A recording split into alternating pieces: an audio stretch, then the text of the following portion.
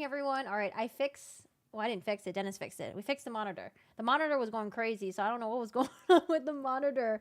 I just want to make sure I go live first because I don't want you guys to think that I posted a Discord notification and then just never showed up. So for those of you guys who have Discord on, thank you. Don't forget to join the Discord and have your notifications on for Discord and for YouTube so you guys know when I go live.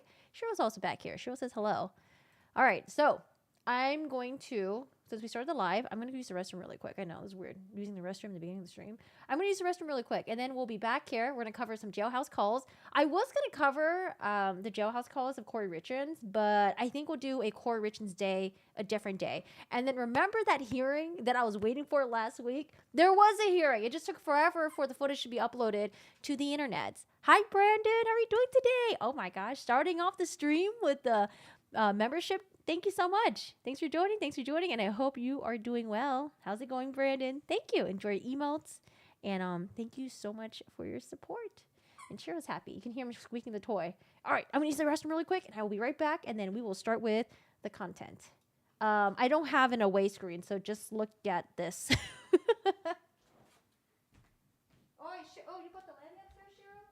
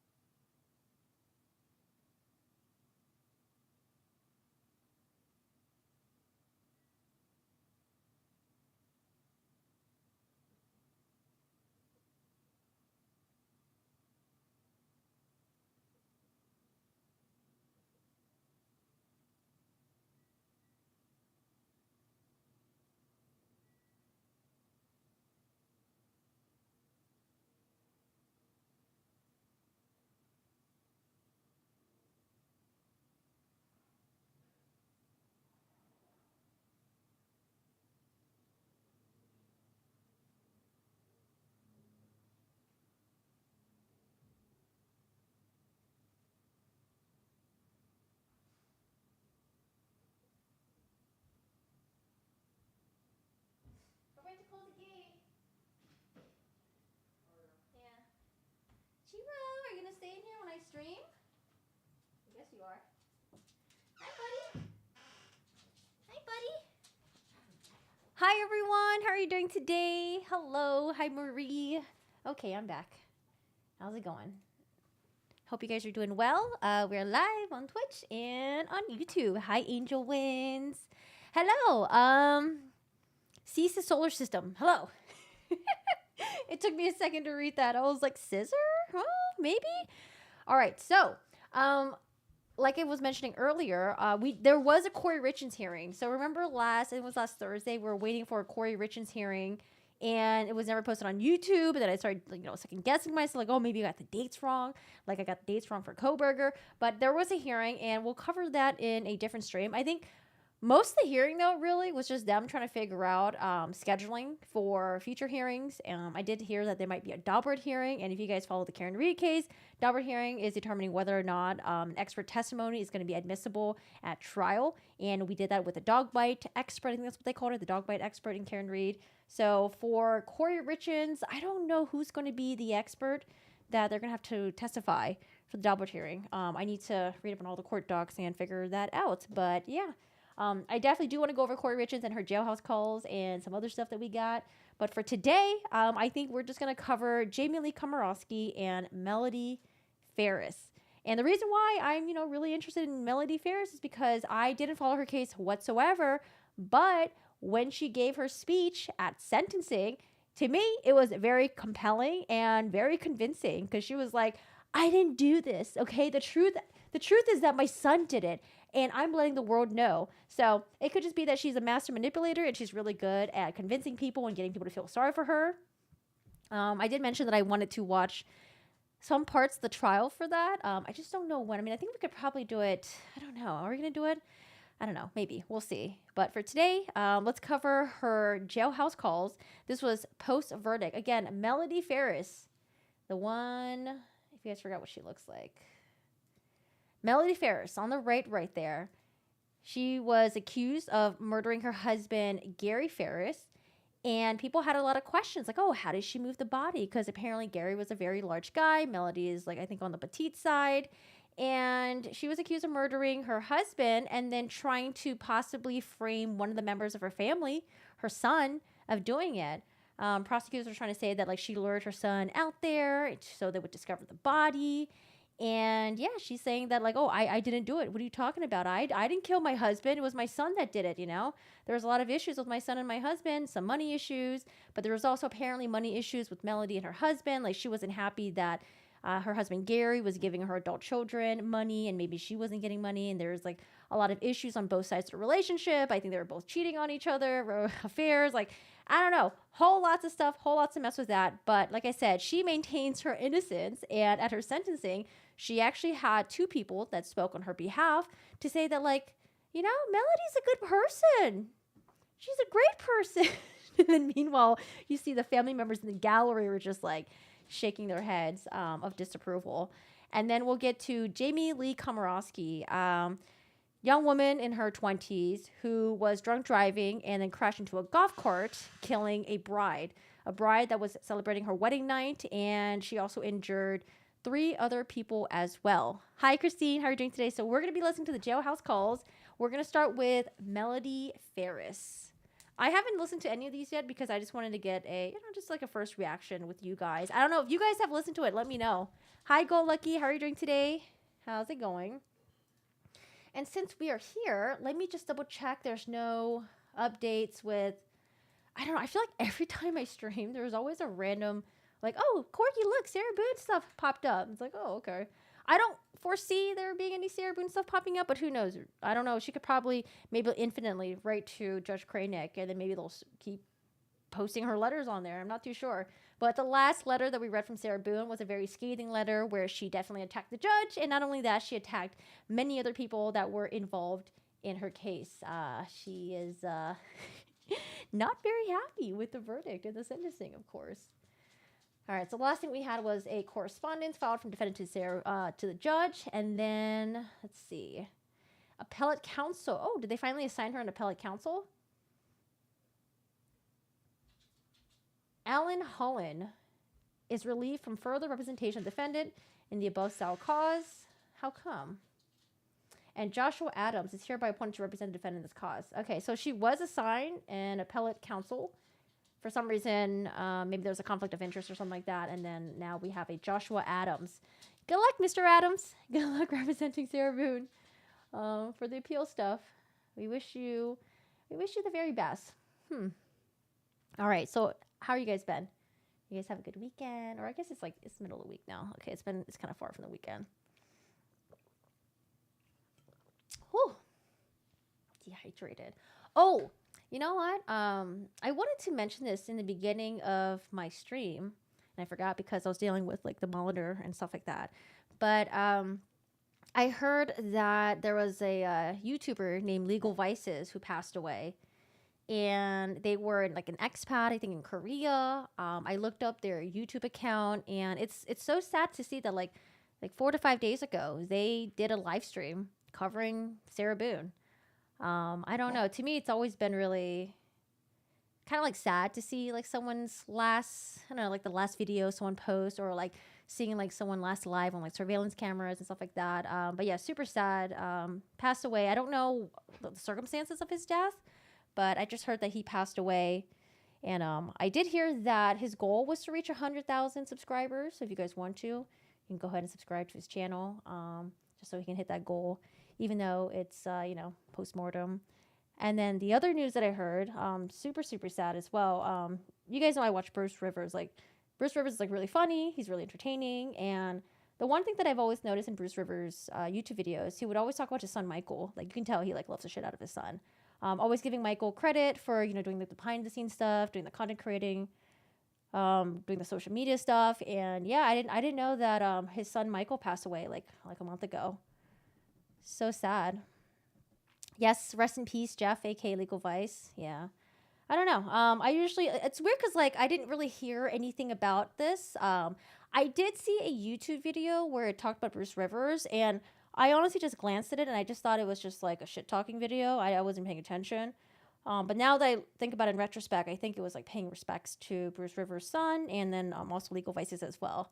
So I don't know. Whenever I see videos when they make it of other content creators, I'm like, oh, I was assuming there's like, like doing like drama content or something like that. But yeah, super, super sad. I don't know. I feel so sad for Bruce Rivers to lose your son. One, it's your kid. And yeah, Michael's young, late 20s. So I just wanted to mention them before we started our stream. And yeah, it was on my mind. Super, super sad. Hey, Hannibal, how are you doing today? Sorry, if you can hear Shiro in the background, he's trying to get my attention. I think he wants a greenie. Dennis, can you give Shiro a greenie? It's greenie time. Oh, did you? You watched Legal Vice during Depp v. Heard? Yeah. I went on the last stream when he was coming Sarah Boone, and I mean, I don't know what happened, but super, super sad. I feel really sad for, their loved ones. And yeah, and actually, I actually didn't even notice that Bruce Rivers didn't post for a month. I did see that there was a community post. I saw it like a couple weeks ago where he was like, hey, something like something came up and we weren't able to do the videos, blah, blah, blah. And then I think that was probably before his son passed away. And yeah, I haven't heard from Bruce Rivers since, but super sad. Hey, Fun, how are you doing today? How's it going? Yeah, I'm doing okay. We're chilling. We have a lot of stuff to we had a lot of stuff to do before the holiday stuff, and then a lot of cleanup, and the house was a mess. We went to a recycling yard, which is really cool. We went to a recycling yard and was able to get rid of all of our cardboard boxes and construction stuff, and we just had shit everywhere. Doing great. Thanks for asking. How about you? I'm doing good. I'm doing okay. Yeah, just lots of stuff that we're just kind of cleaning up. Lots of stuff here and there, but we're getting there. We're getting there. All right, so let's start with Melody Farris. Again, she was accused of killing her husband, Gary, who was a prominent attorney, and I believe they live in Georgia. And, they were well off, and, people think that she possibly wanted to kill her husband, probably because of financial reasons. She was having an affair. And, yeah, I mean, she maintains that she didn't do it. So I want to hear her jailhouse calls. Now, I did hear that during her trial, her jailhouse calls were pretty bad. I haven't listened to them, but apparently she was doing, she had some jailhouse calls with, I think, like some of her, I think there was like 2 different guys she might have had an affair with, I think. But I'm just trying to remember what you guys said. But there was a jailhouse calls where she was talking to someone, and then it just seemed like she had like no empathy for Gary whatsoever. And so a lot of people just think, it's kind of a, could be shady. Could be shady. All right, let's listen to Melody Farris. If I need to boost the audio, we will. I will have the captions on. I don't know how accurate the captions are going to be, but we'll do our best. Please remain on the line. Hold for acceptance. Oh, here comes the ring. This is a prepaid call from Melody Farris. an inmate at the Cherokee County Jail, Georgia, carried by Consolidated Telecom. Oh, wait a second. Shout out to Patty's Playhouse for posting this video and adding captions. Shout out to Patty's Playhouse. Thank you. Three-way or call waiting is not allowed and may automatically disconnect this call. This call is subject to monitoring and recording. If you are an attorney or designated... It's funny. It always says, like, oh, this call is subject to monitoring. recording. And then people will say the dumbest shit on these jailhouse calls, thinking that their attorneys won't hear it, or the state won't hear it, or people like us, the public, won't hear it. I don't know. Or they just don't care, or they forget, or they just think they're being sneaky. I don't know what it is with these jailhouse calls. Patty Cat! Hey all, hope we are having an okay week so far. Yes, I hope you guys are having a good week. Legal counsel, contact inmatesales.com at 702-931-3938 to have your number set to do not record. Please select from the following options if you consent to this call being recorded, and to accept this call, dial 1 now. To reject this call has been accepted. I was trying to skip. Hey. Hey. Hey there. Hi. Can you hear me? I can't. Maybe the connection is bad or something, but this is so awkward. It's like, hey, hi, hey, hi. I don't know. Maybe there's a delay, or I don't know what's going on with the awkward greetings. Hi, Fire Nitrous. How are you doing today? Hold on, good here. Okay, try now. Okay. Can you hear me now? I can hear you now. Okay. How are you? I'm okay. We'll need to call John Wayne Michael's office for details. I do. What? Yes. I need to call him? Okay. Yes. As you know, everything is recorded and used against you in court. Right. Right. Oh, she learned her lesson, because I heard that they use the jailhouse calls that she made. They use it against her in court, so she learned her lesson. I'm assuming we're not going to hear anything juicy here, but this was after the verdict, and, you know, I would probably say maybe she's just going to continue to maintain her innocence and say that, like, oh, I didn't do this. It was my son. Like, how could they believe? How could they believe I did this? You know, maybe she'll talk shit about the jury. We'll see. I was brought in last Monday. I was put under suicide watch. I heard. Okay. I'm the most... Yeah, they said you were in a padded cell or something. Not in padded, but put in what they call a turtle suit for 72 hours. Last Friday afternoon, I was taken to the violent side. It was not left but for a day. The turtle suit. Do you guys remember... What was that guy's name again? Chad Dorman? I think that's what was his name. Do you guys remember Chad Dorman was in, like, it was like a green smock? I think that's what referred to as a turtle suit, where essentially if they're afraid of you harming yourself, you know, you're like wearing the smock thing, and, you know, sometimes you are bound. I don't know if she was bound. I think she just said she was wearing a turtle suit. Let me see if I can find a picture of it really quick. Oh God, I looked up turtle suit on Google and it's all Ninja Turtle stuff. I don't want to see Melody Ferris in Ninja Turtles outfit. Hold on, let me give me a second. Turtle suit. Why are we seeing Ninja Turtle shit? There must be a picture out there. Am I going crazy? This was deleted. It was on Reddit. Oh God. I think Koberger was wearing it too at one of his early hearings. Yo, turtle suit jail. Okay. Maybe like something like this. Yeah, something like this. Yeah, I remember Chad Dorman wearing it, and I think maybe Koberger was also wearing it as well. Possibly even Donna. Oh God, what the hell is going on here? Possibly even Donna Adelson, the turtle killer. Yes. Isn't she the one that blamed her son? Yes, pretty Mama Bear. She was like, all right, y'all, this is my sentencing. Oh, God, there's something that I've been holding in for a very long time, and I've got to let the world know. The world needs to know I didn't do it. It was my son. It was my son who did it. Oh, I think Donna Adelson. Yes. Did I say Donna Adelson? Yeah. So, like I said, her sentencing, I mean, I could have been convinced, you know. I could have been convinced, but you guys in the chat was like, no, she did it, Corgi. She did it. Don't let her manipulate you. They was brought back to medical and now under special observation. First side was not left but for a day. Was brought back to medical and now under special observation. First I've been let. This is the first time I've been let out since last Saturday. Wow. Okay. Yes. So call John Lucas from Michael's office this morning. I do have a question. I'm sorry for interrupting. For those of you guys who watched the trial, is this her daughter? Maybe in the conversation in this jailhouse calls, her daughter comes up, or whoever this is will come up. I'm just a little confused why we're looking at this picture of her. Is that her daughter? Because I think I remember hearing that there was one daughter. Was it Amanda that supported her? I think she has 4 children total. I think she has, is it 2 sons and 2 daughters, I think? And then one of the children believes her, maybe supports her. Did they ever gather evidence to suggest it was him over her? I mean, I'm assuming it wasn't compelling enough for them to really investigate and charge him. But like I mentioned, I mean, you guys seem pretty interested in rewatching or watching the trial with me. I do want to watch pieces of the trial because, like I said, she was convincing. I think she did a really good job at really trying to tell people, especially people who didn't watch the trial, like, hey, I didn't do this. Like, what the fuck? And then here's why I'm also convinced that I think the judge was convinced by her speech.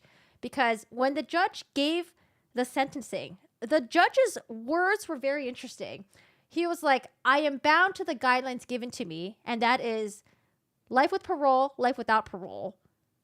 And then he made another statement that made it seem like, hey, like these are the 2 options that I'm stuck with. You know, these are the only 2 that I can choose. Maybe if he was given a choice of giving her something less, maybe he would have given her less.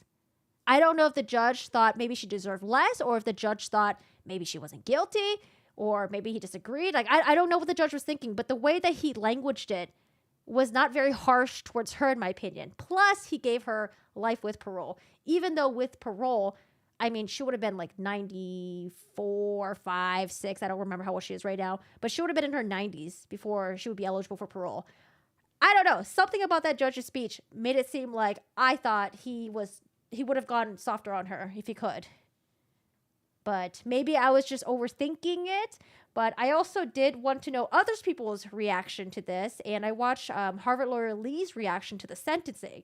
And she echoed what I was thinking. And I was like, okay, I'm not the only one. Because I felt the judge was like, trying to go a little bit easy on her. Maybe he was convinced. Maybe it was like the boy in the box case, right? With Timothy Farris. Dude, the judge really sympathized for Timothy Farris, in my opinion. I think the judge was like, this is a military man, or I forgot where he went to, but I think the judge really sympathized. The judge really kind of, there was like what's the one I'm thinking of? Resonance? Is that what I'm thinking of? Where he like really related to Timothy Farris not in ways of like, child abuse, but in other ways. Like, oh, Timothy Farris is the type of guy who's just really strict. He's got a military background. And so maybe he just had a hard time with, with frustration and anger. Like, I don't know. I didn't like his speech, but I think the judge would have gone way lighter with Melody Ferris. Resonated? I don't know. I felt like when I said it sounded really weird. Resonated. Okay, resonated. Thank you. All right, back to the jailhouse call. Hey, Miss Willie, how are you doing today? Yes. So call John Lucas from Michael's office this morning. Okay. So they're setting up a webinar, visit, whatever kind of thing. Okay. Hey, Siobhan. So read between the lines. Alrighty. Oh, what about, did the dogs get taken care of as we're supposed to? Yes. I met Rusty in Chattanooga, and he has them. Okay, good. Wait, dogs? None of her children took her dogs? Or maybe she didn't want her kids to take her dogs. Maybe she trusted her friends more. All right, something about jewelry. My jewelry that you have, Mm-hmm. and put it in your safe. Okay. And anything else, just take it and put it in the closet and close it up for right now. Okay. Amanda has called, she just texted me. In fact, this is the first time I heard from her today. I'm going to call you. Can you hold on? Please? What do you want me to give or not give her? Just hang on to everything for right now. Okay. What does she I want? will do that. I don't know. I haven't called her back yet. Okay, what's she Because want? I I can read you the text. Oh, so I didn't speak to her. This is a text I got from her this morning. It said, hey, sorry, it's been a minute since everything happened. I wanted to touch base with you about some stuff. I do need to get back about the black box ankle thing. Oh, but one time I hear from her is when she wants something.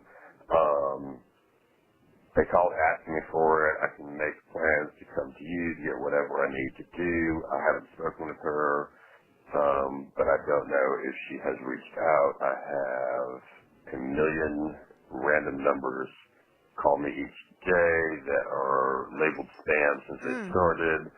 As far as the dogs, I'm not sure what she arranged with you. I was going to say, who else hates those spam calls? Man, those spam calls are so fucking annoying. I switched back to Apple, and I feel like I get more spam messages from iMessages. Is that what the Apple Blue Bubble messages are? I don't know. It's like so weird. If you want someone that might want them, otherwise I won't be able to keep them, and we'll have to find somewhere for them to go. Hope you're doing well. Okay. What she's wanting is the booster thing to my GPS, which is in your car and bag. Okay. Also, what I do wonder, I wonder if there are other jailhouse calls that she made post-verdict, or if this was the only one. Oh, can you make sure you leave the Tesla key for me? I don't know. Is it in my wallet? I don't know if it is. I thought I gave it back to you. Because I wonder if there were other jailhouse calls that she made. If this was the only jailhouse call that she made after verdict, I would expect like, oh my God, I can't believe it. I'm being framed. I can't believe I'm going down for this. I didn't do this. And, just hearing like really, like hearing someone that's like really, really upset. But like I said, I don't know if there were other jailhouse calls. Maybe that already happened. Soupy, my limited understanding, she somehow moved his body down a slope to the burn pile. I also hope there's no evidence was found in the bucket of the tractor. I'm just sure how she moved him. Thoughts? I did hear that she could have possibly moved him using a tractor as well. But I think the state theorized that she possibly could have shot him in a basement. So I don't know if the basement, in order to get out of the basement, if it would like you would have to go up like a certain amount of steps, or if the basement had like an exit somewhere and she just rolled him out, or if she put him on a dolly, rolled him on something, was able to push him around somewhere. But I did hear that there was a theory that she may have moved him using a tractor, and I think there was his DNA and her DNA on the tractor. I don't remember. We'll have to watch the trial. You ever just get a craving for a large bowl of mashed potatoes? So you make a large bowl of mashed potatoes. It better have some gravy in there. Not just plain old mashed potatoes. You better have some gravy in there. And that's all you need to give her. Okay. I will do that.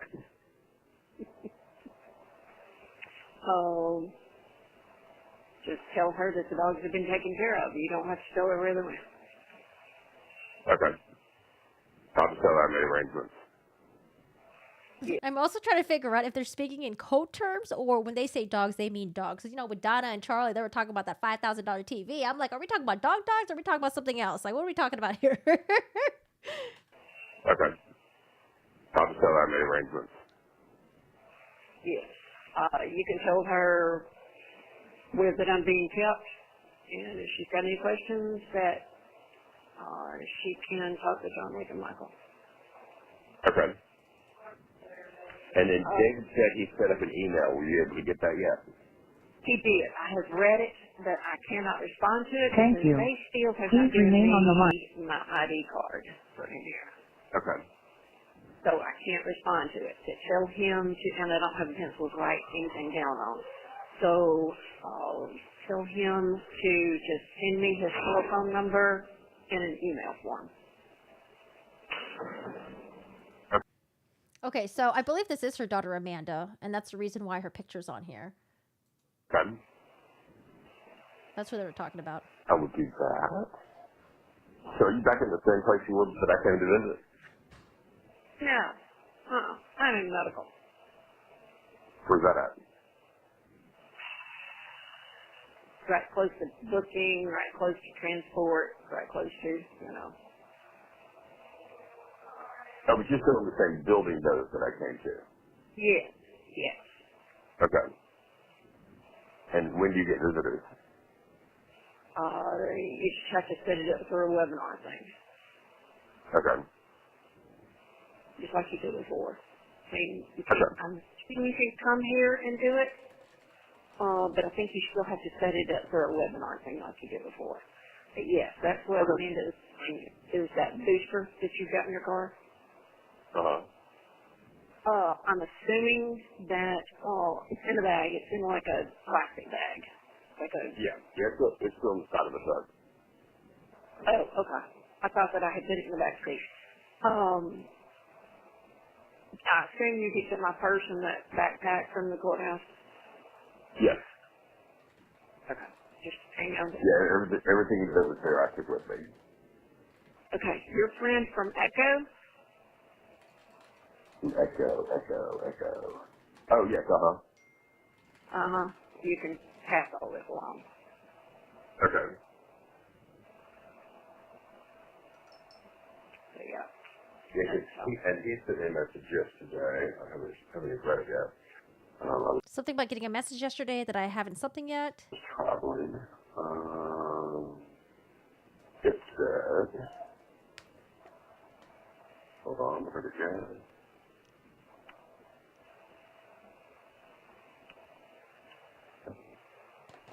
Here we go.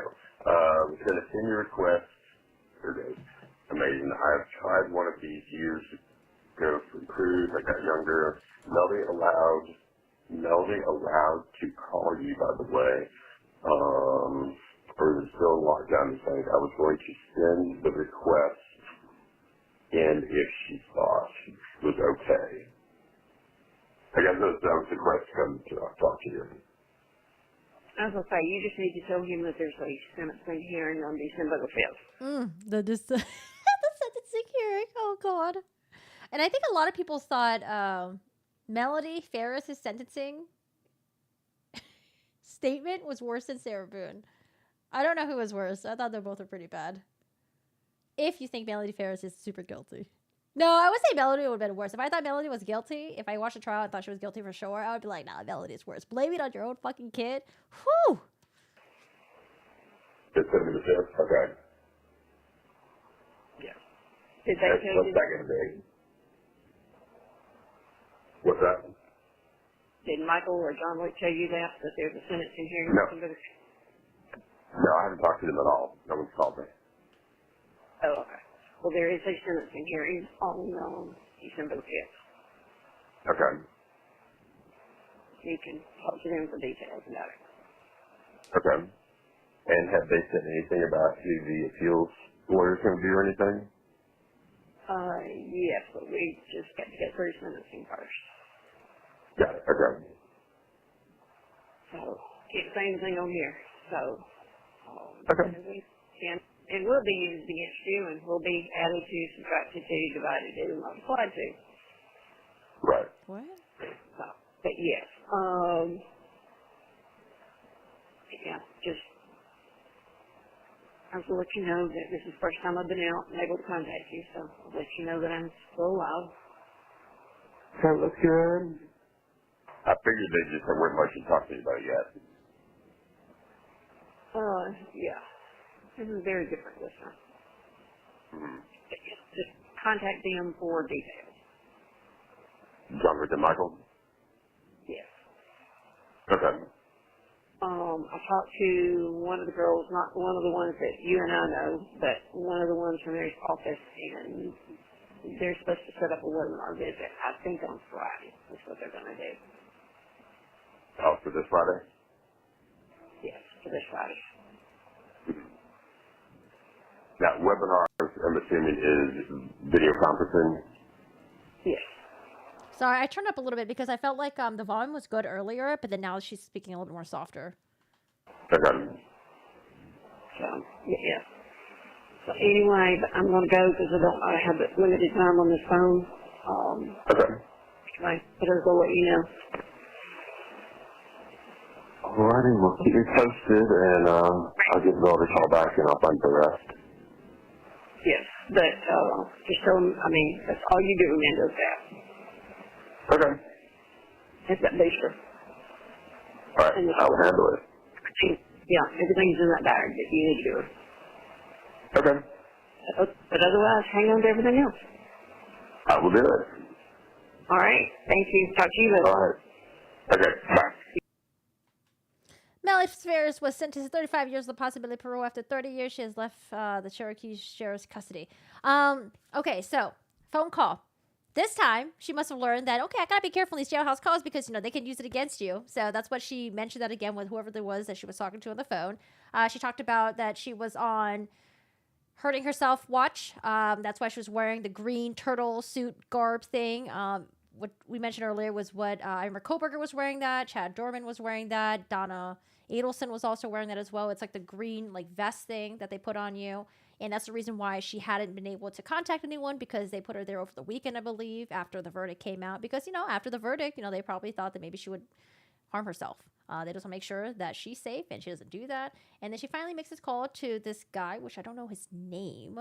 And she talks about her daughter, Amanda. And I think Amanda's the one who testified on the stand. Amanda was the one that, supported her. Someone in the comments mentioned that Melody might have stayed with Amanda while she was out on bail because she was out on bail. She was out on bail for how many years? A couple years. More than a couple years, I think. I think someone said 6 years. Talking about rehoming the dogs, talking about rehoming some jewelry. Now, I was trying to figure out if rehoming the jewelry, if that was maybe code talk, code word for something. I don't know. I saw the court TV. Yes, Taylor Shabusiness. Taylor Shabusiness, I saw someone posted in my Discord yesterday. Apparently attacked a nurse and another officer. They didn't know watch what Taylor Shabusiness. Okay, she's a scary one. We saw her her sentencing. We watched her trial too. Yeah, we watched her trial. Yeah, that was she a wild one. Something's up with Taylor Shabusiness. All right, let's read the comments really quick. Let's see what it says. Being shady and curious after the verdict, she sounds more guilty now than before. So much animosity towards Amanda, who supported her all the way and looked after her. What an absolute narcissist cow. She deserves what she got. She's saying hang on to everything like she's got a chance in hell of getting out. Hey, maybe she thought the sentencing, maybe she thought the judge was going to be like, you know what? I don't agree with the jury sentencing. I'm just going to make it. Yeah, you're not going to get life. It's okay. Oh, now Amanda's in the doghouse. She is of no use anymore. Yikes. Poor Amanda had her mother's back, but her mother only looks out for herself. Looks like she went from 4 kids to 0. Who is surprised? She's still in contact with Rusty. He definitely knows more than what he's saying. Is it just me or is she talking code about a gun? That's what I was wondering. I was like, is she talking code when she's talking about the dog? Maybe the jewelry? I'd be interested to hear a phone call recording since the sentencing. Yes. Me too. That sinister laugh she had after Melanie told this guy give her the ankle monitor and nothing else. Oh, and don't tell Rusty. And don't tell her. Do tell Rusty do tell her the Rusty's taking the dogs. Evil woman. She deserves every minute of the sentence. Melanie thinks she's still in charge. Put into save quotes. Okay, Melody. As if she will ever get out or have any power over her things again. The things she put above her husband and her whole family. It's gone from your control now because you would never get out of prison. She doesn't realize this yet. She's got the time to let it sink it in right now, though. She doesn't want anyone else using or having anything. Greed. It's so ugly. I could tell that during the trial, Amanda started opening her eyes. Clearly, she hasn't spoken to her dear mom. I wonder if she reached out to her siblings at some point. Amanda's no longer in denial. She's beyond the dog, the jewelry, and she better watch her back. Eventually, the kids will reconcile, and also they will be on the same page to honor and keep alive the memory of their father. May God heal and mend every broken heart. Yikes. So, yeah, it seems like she's going to let Amanda have the ankle monitor bracelet, not let Amanda have the dogs, and not the jewelry. So much talking about the subject doesn't make sense to me. I meant unsure in my previous comment. Also, this sounds like it was pre-sentence. Yes, this is post-verdict, but pre-sentence because this was a jailhouse call from 11/13. Her verdict was on December 5th. December 5th.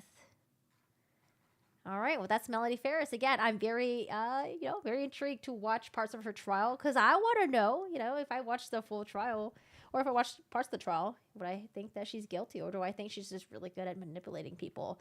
Next, we're going to hop on to Jamie Lee Komoroski, courtesy of phone calls from prison. Oh, what? Phone calls from, I'm going to subscribe. Phone calls from prison. Okay, that's right up my alley.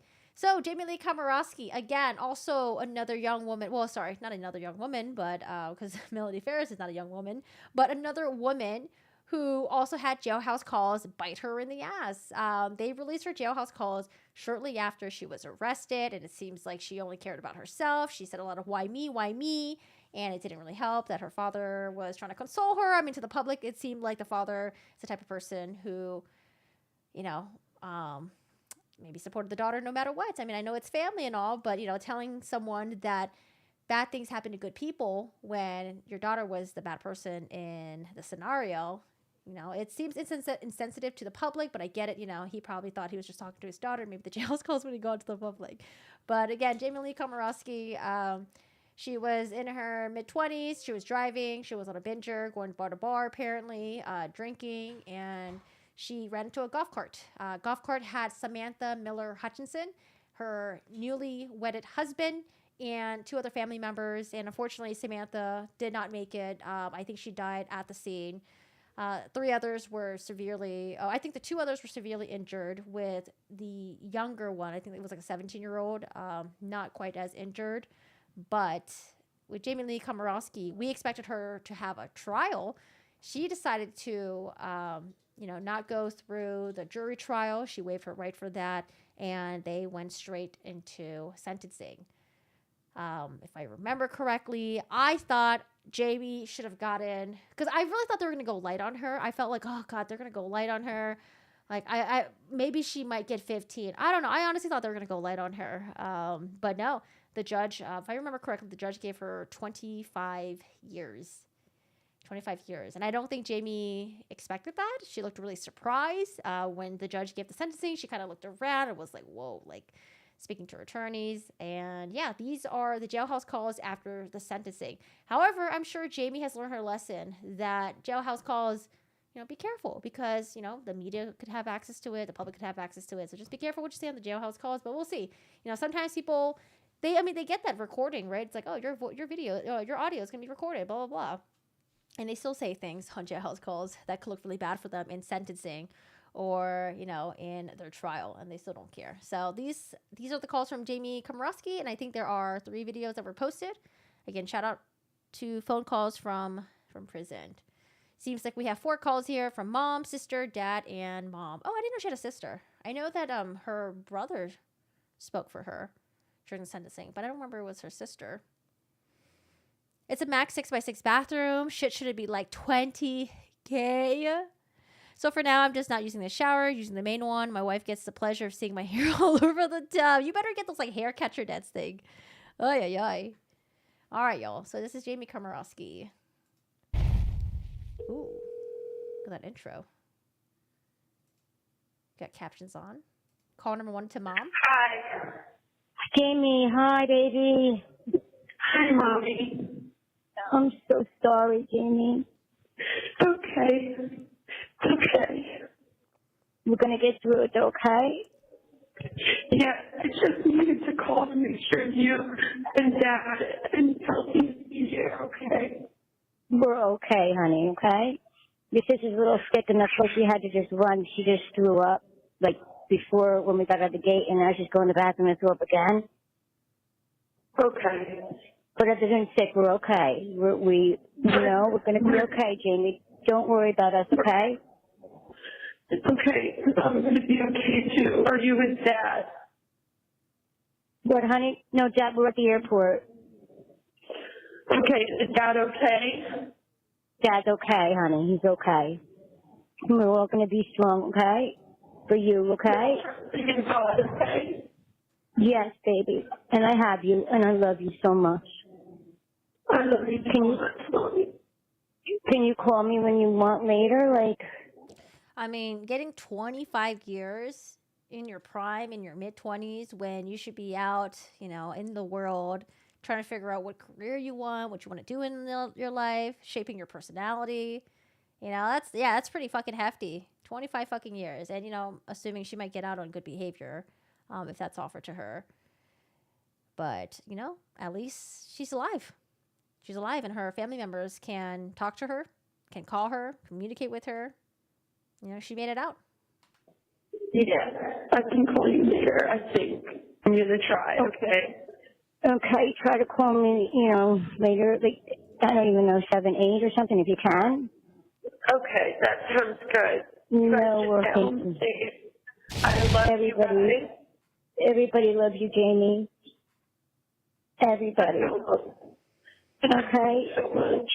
And just know, we're going to get through this, and we're all going to be all right, okay?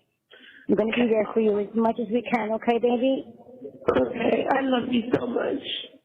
I love you, honey. Just stay strong and know we're going to see you as soon as we can, okay? I'm going to be okay, okay? I love you guys. We love you so much, baby. Try to call later, okay? But you can call Daddy now, okay? Yeah, I'm going to try to call Daddy. Okay, we're going to get through this, baby. I love you too, honey. Okay, bye, goodbye, baby. I love you. Bye, honey. Love you. I love you so much. The caller has hung up. All right, call number 2 with her sister. Hello. Hi. Hi, sister. How are you? I'm okay. I just need to call again because I tried to call Dad a couple times and it was weird. It was like maybe he was trying to answer but he couldn't. Can you please call or text him and just say I will try to call him again in about an hour? And that if the phones don't work, just tell him I'm okay and I love him and I'm. Did Jamie have priors?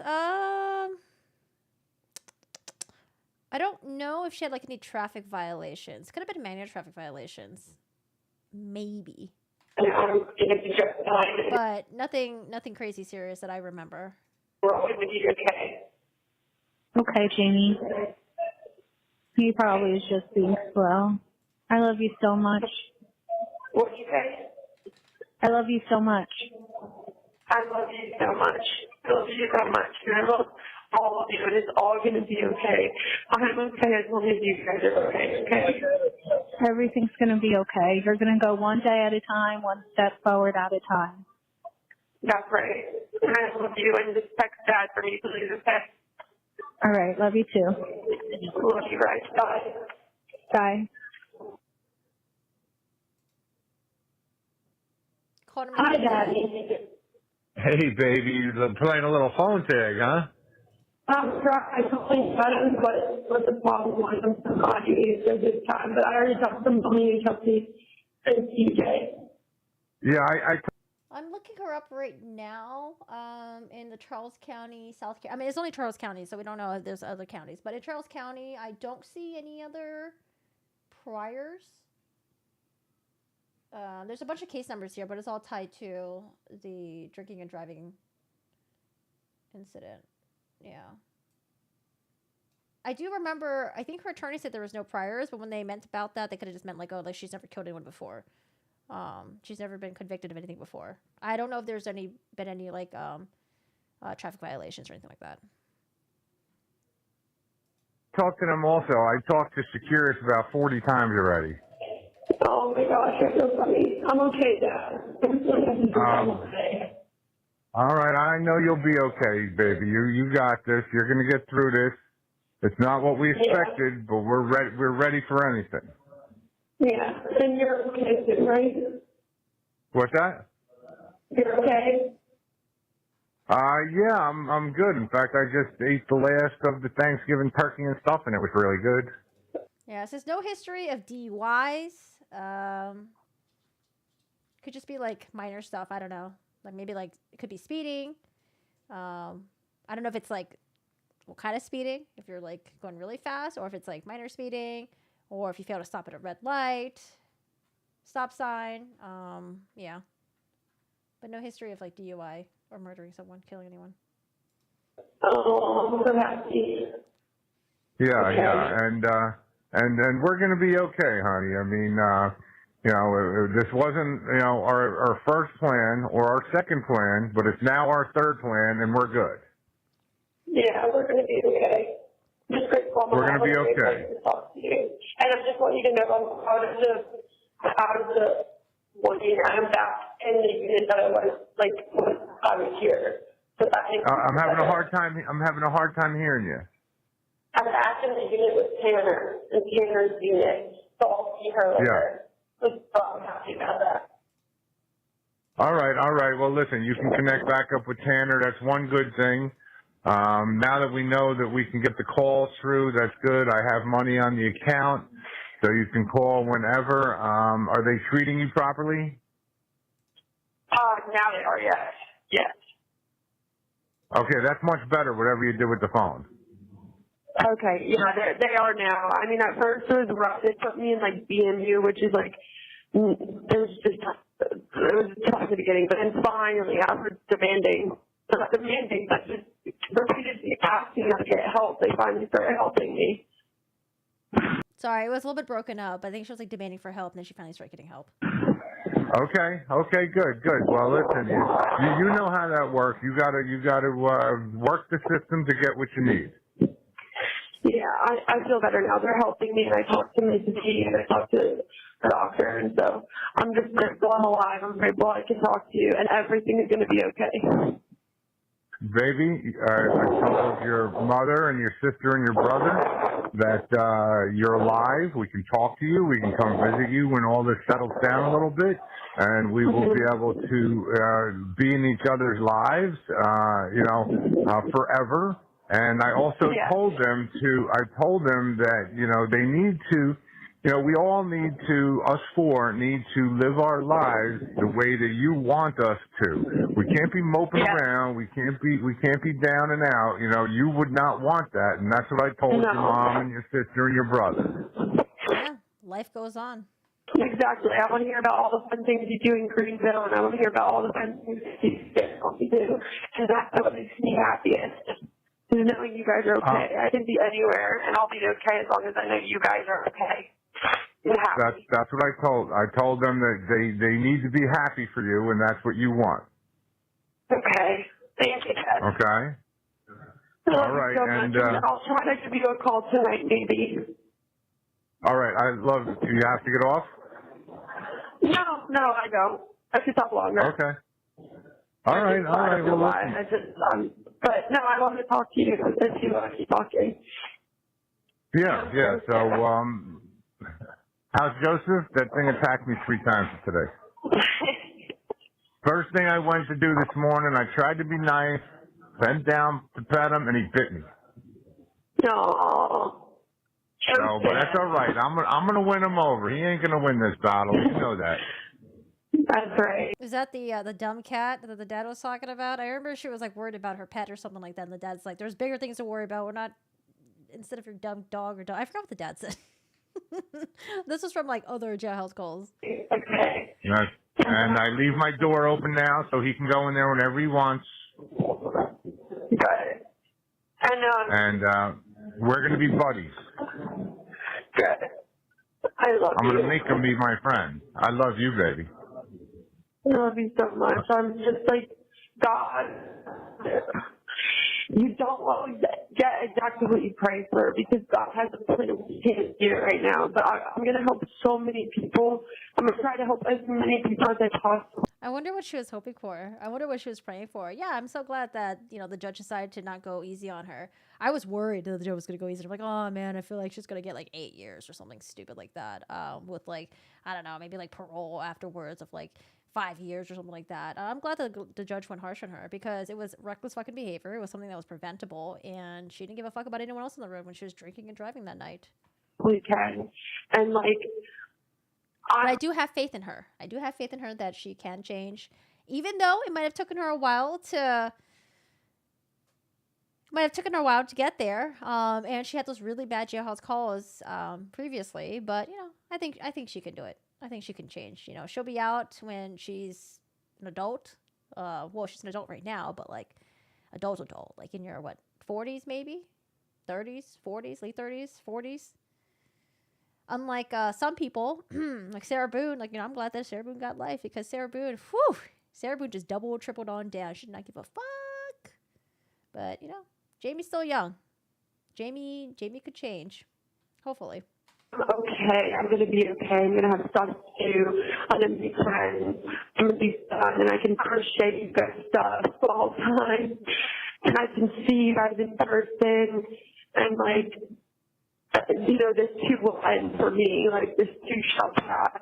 Because I think at this point, she's probably speaking not really just to her family members, but she's also speaking to the rest of her world. Because she's like, okay, people are going to be listening to my jailhouse calls. Let me make sure I don't say anything stupid. Let me make sure that, anything that comes out of my mouth, that anything I recite in my mouth is going to make it seem like, okay, I'm really willing to change and I'm going to do good for everyone. I have faith in young people. I truly believe that people do want to change for the better.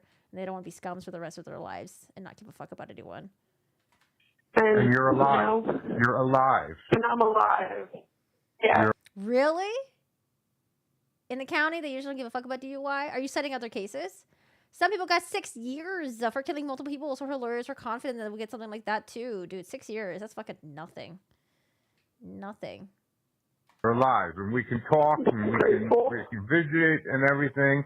I already told your mom and your sister and brother that once everything gets settled and I figure out how I can come visit you, that I'm going to bring your mom down right away, and then I'll bring her there to see you.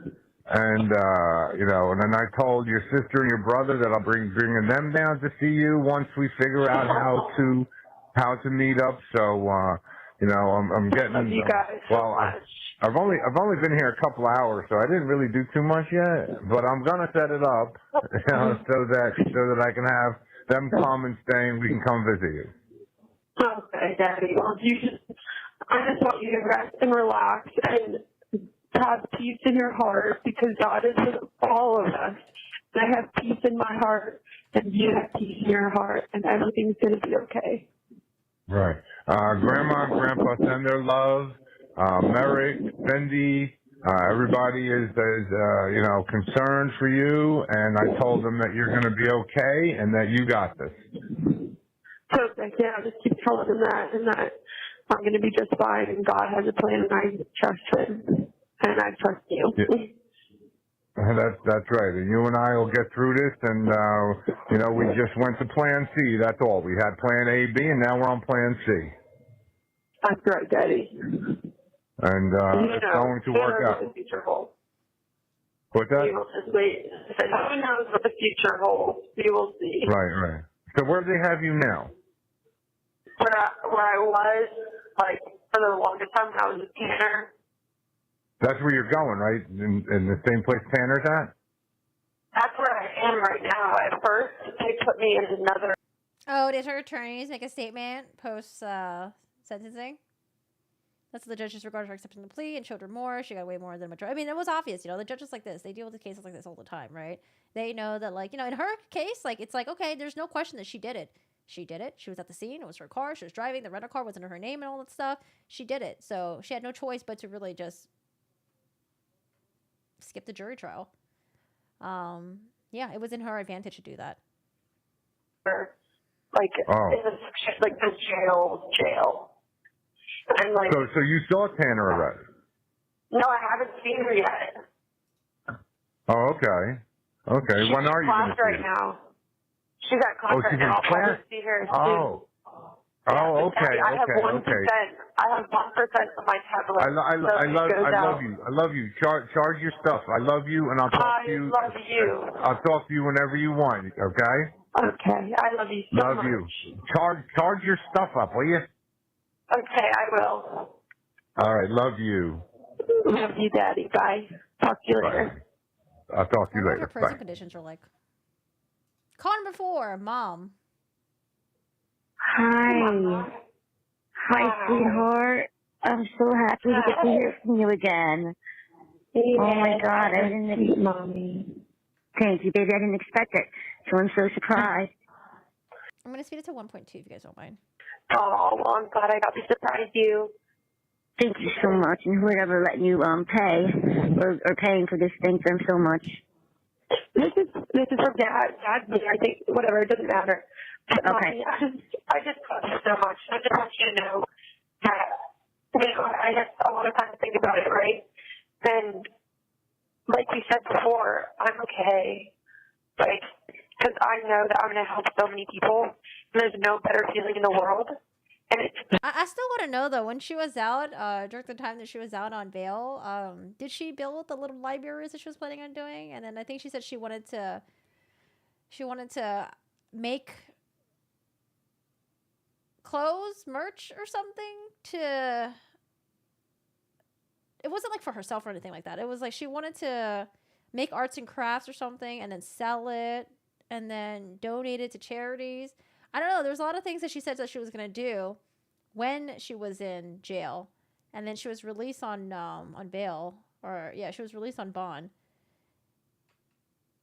But, you know, since her attorneys or her didn't bring up her sentencing, I'm assuming she didn't do that because they mentioned that she did AA and every Friday she would like host or something like that. I don't know. I didn't hear anything about the little library. I didn't hear anything about making the stuff that she was going to sell to, I don't know. I didn't hear anything about that stuff. But I do remember the judge was not very happy that she only attended AA. Her defense team tried to say that, oh, it was because, you know, the state wouldn't allow us for her to seek other help. And then I think she was like, did you ask? And then there was like some back and forth between like the state a little bit and the defense and the judge. I think they assumed that she could only leave, or she could only be a part of AA, and then she was unable to leave the premises for any other reason. But I don't remember the defense asked the state for permission in the court to do it. It seems like no, maybe? I don't know. It seems like a newbie mistake on the defense's part. That there's not some things that I might not be able to do, like with you, that we might have planned, but it's okay. No, she should have done arts and crafts with Boone. Gosh, no. Hearing Sarah Boone supporters talk about the arts and crafts stuff with Sarah, I was like, oh God, I'm getting like the arts and crafts and George Torres vibes. Like, ooh, gosh. Hey, Mommy, because I have the best mommy in the whole world, and I still have you, you know. And I still have you, yep. So it is okay, baby. I love you so much, Jamie. And you're right, and Kim and your friends have all been texting me, and they're so kind. Oh, I'm so happy. And I'm so dinner, and everybody else is me, and I'm just remembering that God loves all of us. So that's right. Where will you be then tonight? Like with Tanner? They put me away with some other girls, and that was not good for me. And then finally, they put me back with like all Tanner's stuff. I'm not in Tanner's room. I'm in a room by myself. But okay. Tanner's hugged me because she's a unit worker, so she had to come get my tray and stuff. And like I've been talking to girls through the door. And Mom, even this one girl, like God showed up when you need him the most. Like I was feeling down. This one girl ran up to my door. She's like this little girl. I call her Tokyo, and she's still here from when I was here. She goes, Jamie, oh my gosh, how are you? It's going to be okay. And she was like, you know, I was just thinking. I remember that year. I don't know. She said something about like being with all girls and that wasn't good for her. So then now she's with someone. Tanner? Is that a worker? I don't know. It's like cutting off a little bit, so it's really hard to hear. And we were out on the rec yard, and you told me to give it all to God. Just give it all to God, and I still think about that. I still think about that all the time. Oh, good, honey. You're so strong, Jamie. I'm so proud. Very perfect. All this, and like. That's the most important thing. And like, yeah, we have each other. Yeah. I'm going to hold you. I'm going to see you. And Kimberly reminded me, although your body is in prison, your mind is free. Yes, that is so true. I hate this for the family member she destroyed. To hear them say you're alive, at least I'm alive. Yeah, I mean, at this point, they're really focused on her. They don't give a fuck about the family members, the victims, or anything like that. They're just focused on her. They're focused on their kid. That's family, right? The mommy daddy thing is a bit weird to me. Oh, like calling your parents that? I call my parents mommy and daddy. Sup, Nacho? Hello, Joe. How are you doing today? Your mom. And I'm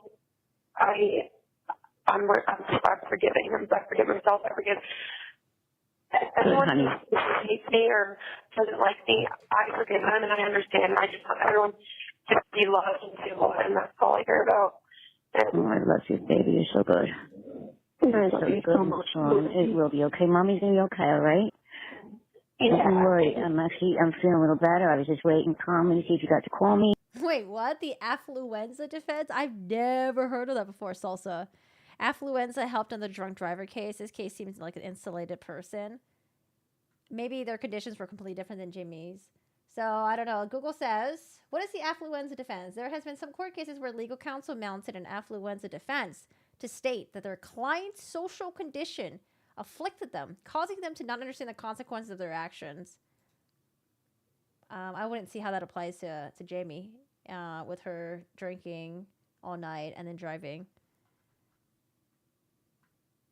And I was watching a movie with Maya. We're watching a movie together. Oh, yay. And she was real happy, and I was really happy to see her. Oh, okay, sorry.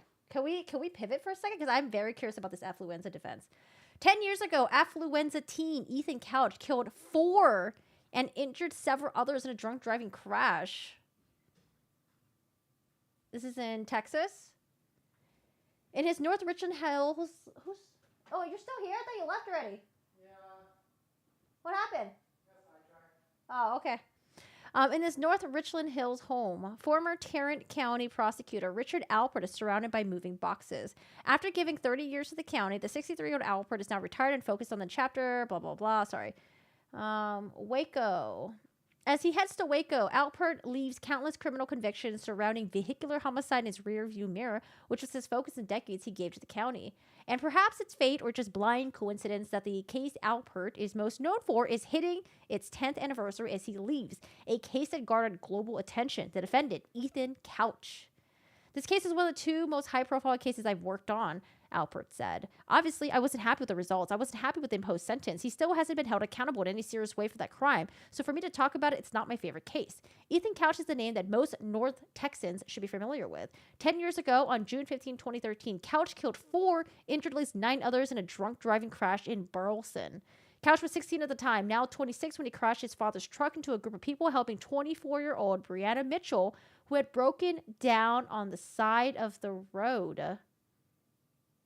Wait, what? So the group of people were helping a 24-year-old who had broken down on the side of the road. Oh, like her car broke down. I was like, was she emotionally breaking down? Or I think it was her car, okay. As a result, Mitchell, Holly, her daughter Shelby, and youth pastor Brian Jennings all died.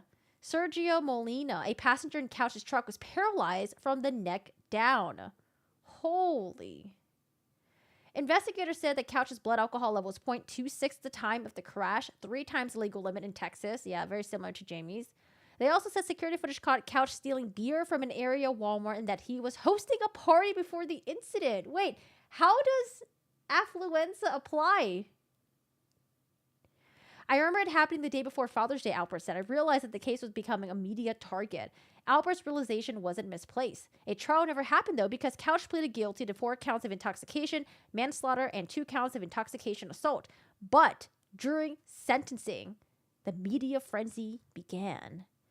Couch's attorney argued the teen suffered from affluenza and that Judge Gene Boyd should consider a lenient sentence.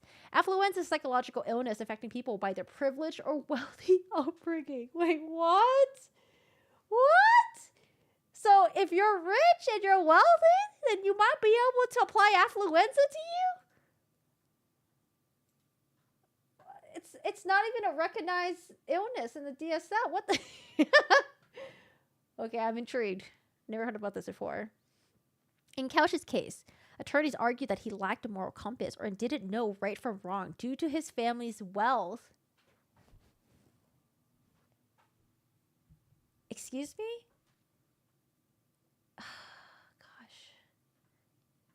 Couch's parents, Fred and Tanya, founded Claiborne Metalworks. A successful metal roofing company was established in 1986. Alpert didn't think that Judge Boyd would change such a defense. Okay, I don't know. I'm thinking of like the opposite of affluenza defense. I'm thinking of like someone that grew up in a very poor background, abusive family, and just maybe didn't have a good moral compass because they did whatever they could to survive. So maybe it's like, you know, robbing a fucking liquor store because they needed money to, I don't know, eat. Because the family wasn't providing. I don't know. I didn't know that there was an affluenza where there was like a rich version of that. But it's like, oh, well, my parents are so wealthy that I don't have a moral compass. Yeah, they're just so wealthy. I don't care about the normies. I don't care about peasants. Wait, I'm just so confused. I've never heard about this before. Couch's parents, they found the metalworks. Alpert didn't think that Judge Boyd would entertain such a defense. Couch chose Boyd, a juvenile judge, to decide his fate instead of a jury. When the psychiatric expert threw that word out, I literally leaned over and was like, did I just hear that right? I'm pretty sure there might even been a chuckle in the back of the corner because it was just absurd, Alpert said. It's an insult to people who have resources and money. It's an insult to people that don't. It was a Hail Mary pass because they had nothing to lose. Despite the Hail Mary legal play, Alpert and Tarrant County asked for 20 years of incarceration from Judge Boyd. oh my God, but on December 10, 2013, the air was sucked out of the courtroom when Boyd gave Couch a much lighter sentence. 10 years probation. What the fuck? 10 years probation. I need to catch up with comments. I need a break from this article. Perfect might not be the word for her folks' pretending skills. Okay, fair enough. Well, this woman seemed kind of aloof and worried about her own welfare after killing a newly bride. So maybe this woman had the same issue. It's not influenza, it's affluent, like lots of money. I was thinking like the flu defense. Like I was so sick that I didn't realize that my sickness would affect the way I would my thinking process, and I committed a crime when I don't fucking know. Okay, I don't know where I'm going with that, but I was like influenza, affluenza, the Delulu defense. Yeah, it's not going to work anymore. Rich people are getting shot these days for their crimes. I believe it was just pretty effective here as well. Sounds like some rich people made up shit. I've never heard about this before. This woman got blasted and then drove and killed a woman. She seems entitled in the jail calls. Oh yeah, she definitely was. She definitely was. Okay. Jesus. Alpert said, that would never happen with the jury. I got calls from judges all over the state that wanted to take their time to tell me they were shocked. That particular judge will be known by the sentence the same way Ethan will be known for killing those people. Alpert said facing the victims' families after sentence was the most challenging part. Quotations. I think that there was just a universal shock. I felt pain and disappointment for them. You never get used to that either. I told him this was a mistake and that I believe he would mess up while he was on probation. I promised I would be there when that happened, and I was, Alpert said. Alpert's prediction rang true. So this person didn't even turn their fucking life around. You killed 4 people because you're drunk driving, you're rich, you're hosting a party, you're given a chance by getting 10 years probation, and then what happens? You fuck it up? What did he do? Oh, okay. I thought he did something violent or something. Oh, he probably just broke his probation by drinking alcohol. On December 2nd, 2015, Couch was filmed at a party around alcohol, playing beer pong, an apparent violation of his probation. Yeah, that's a huge fucking F you to the victim's family. Damn. It's like, I don't care. I'm going to go back to doing what I was doing before. Jesus. There was a part of me that was thinking it wasn't going to happen this quickly, but yeah, it was an I told you so moment. The story went viral by the time a probation officer tried to get to the bottom of the facts. Couch and his mother, Tanya, had disappeared. It gets worse, guys. What the fuck? The story gained global attention with bounty hunters opining about where the two might go, and international authorities working with the U.S. to track the pair down. So not only do we have a shitty son, young, yes, but shitty son, you also have a shitty mom who's not going to let her son be accountable for his actions. Not once, but twice. And the second time is for something stupid. It's because he wanted to play beer pong. Oh my God. The story gained viral attention with bounty hunters opining about where the two might go, international securities, blah, blah, blah. A little over 2 weeks after they went missing, both were captured near Puerto Vallarta. Oh my God, and he changed his log. Dude, I went to Puerto Vallarta in Mexico. Authorities tracked him down when they made a phone call to order pizza. I'm sorry, you could try to dye your hair. You can try to, what else you do? Grow facial hair. You can't hide that dumb face, okay? Couch and his mother were brought back to the States. Tanya was charged with money laundering, preventing the capture of a fugitive. An adult court and a different judge was ordered. Couch to serve 720 days in jail for violating his probation, 180 days each for the victim. Dude, it's still light. Couch served his jail time was released in April 2018. His probation requirements at the time involved strict supervision. An alcohol monitoring patch, an ankle monitor, a camera-equipped ignition interlock device, and a 9 p.m. curfew were part of the requirements. In March 2019, Couch's ankle monitor was allowed to be removed, but he was back in jail in January 2020 when authorities said he tested positive for marijuana. However, he was quickly released when the test was a week positive. Couch finished his probation on December 10, 2023, so he's already done. He's already done. WFAA reached out to his attorneys for a comment but did not hear back. What the fuck? What is the wild case? Oh, there's a little bit more. Tanya Couch has been in and out of jail for bond violations over the year and has not gone to trial on the charges connecting her to fleeing to Mexico with Ethan. She's appealing the constitutionality of the charges and awaiting the ruling per the Tarrant County District Attorney's Office. Every Father's Day, Alpert thinks of this case and the laws. And as he begins a new career, he fears he'll hear Couch's name again. At the end of the day, has he learned anything? Has he changed his behavior? Even if he managed to stay out of trouble until the end of the probation, I have no confidence that I won't hear from him again. We need to hear from the fucking judge. So my mind doesn't usually go to corruption, you know, because I try to have faith in the system. I try to have faith in people, but what the fuck? Was the sentencing televised? Jesus. All right. Well, thank you so much, Salsa, for enlightening us about affluenza. I saw your comment earlier, and I was like, oh, I don't know what affluenza is. But then I got intrigued. Jesus. All right, let's go back to Jamie. Oh, okay. We're at the mom's call right now. Making me feel better. Yeah, she's making me feel better already. And getting a cold, making me feel better, and I'm going to sleep better. You should trust fine and just know that God has it all planned out. We cannot change certain things, but what we can do is just learn to live and be happy with it. Like, we can't change the storm. We can only adjust our sails. Right, and we'll get through it, and I get to see you, and I get to hug you. Yes. And I love you, and I have you. And maybe I have faith, okay? I have faith. And okay. I don't know. Just imagine being the family members of the victims. Family members, friends, anyone that was close to them. You realize that, or you find out that the person that killed them got 10 years probation, and then they tried to escape and go to Mexico when they violated their probation, and then, oh my gosh. Yeah, that's super sad. Super sad. It just feels like there's no justice. I love you. I love you so much. I will, baby. Okay, I love you so much, Jamie. You sleep well, and think of Mommy just hold me, okay? Do you think I should call Dad, or is he sleeping? I don't know. I don't know. I would call him tomorrow. Yeah, maybe wait till tomorrow. Oh, honey, I'm so glad to hear your voice. I love you, baby. So much. Can you text Daddy and say Jamie called you and she just you didn't know. She said she loved you and good night, but didn't want to call you if you were sleeping. Oh, of course I will, baby. I'll do this as we hang up. Okay, I love you, Mama. Sweet dreams. Love you too. God is with us. We can lay our heads down in peace, okay? Okay, baby. I love you so much. I feel like everyone always resorts to God. Oh yeah, Nacho gave me a recipe for, was it potato soup? Dude, I fucked it up so bad. Like, as in, like, not like, it was so delicious that I fucked it up. It was so disgusting. I fucked it. It was like the most wateriest soup that I don't know. It was so hard. I don't know. It was so hard. I fucked up that soup.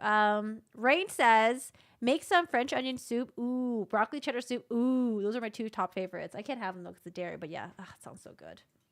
Thank you. You'll be okay. You rest in peace tonight. Okay. Good night, baby. Good night. It was not creamy. That shit was watery and weird. I love you. I love you. Mwah. I don't know how I screwed it up. I love you, Mommy. Good night, sweetheart. I'll talk to you tomorrow. Okay. The caller has hung up. Don't forget to like and subscribe so you don't miss the next one. Oh my god, that scared the shit out of me. All right, let's go to the next jailhouse calls. Who do we have? Calls from... The calls in the video were made after Jamie Komoroski was sentenced to 25 years for the DUI crash. It took the life of Samantha Miller. Okay. So maybe it's like one jail call? Oh, Jamie Komoroski asked about parole. Already thinking about trying to get out of parole. Let's see what happens. 9-minute call. Hello. This is a free call from an incarcerated individual at Charleston County Detention Center, SC. This call is not private. It will be recorded and may be monitored. If you believe this should be a private call, please hang up and follow facility instructions to register this number as a private number. Hi, Dad. Hey, James. How are you? Hi. I'm doing good. What was that? You're gonna have to talk real clear. I'm in my truck. Okay. Do you want me to call you back? No, we could talk right now. I'm actually just pulling into the bank. I'll pull into a spot and talk to you. Okay, that sounds good. I just was able to take a shower, get out of my room for a little bit, let the trainer run, I talked to a really nice EO, and she helped me. And, yeah. Okay, she helped you? Yeah, she did, yeah. Really, Okay. really, God. She was nice. She was nice to you? She was, yeah. Okay, good. Good. And how are you today? I'm okay. All right.